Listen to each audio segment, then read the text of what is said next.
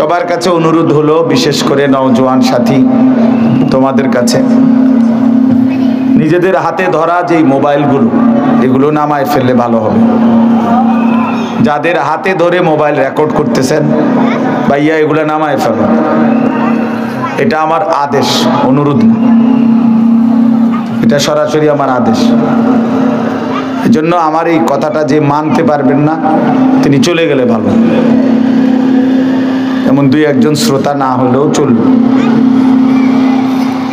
এজন্য দয়া করে একজনেও হাতে ধরে মোবাইল রেকর্ড করা যাবে না। কেন? প্রশ্ন হলো, এত কঠোর হলো বললেন কেন? উদ্দেশ্য হলো মনোযোগ হওয়া।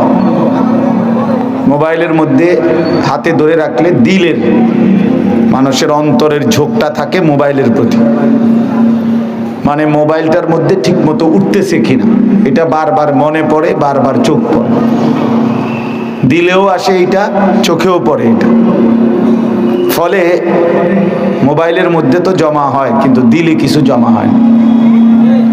মোবাইলের মধ্যে তো সঞ্চয় হলো যে আমার মোবাইলে আরো একটা নতুন ওয়াজ উঠলো, কিন্তু আমার কলিজার মধ্যে কি আসলো, নিজের জন্য কি হলো,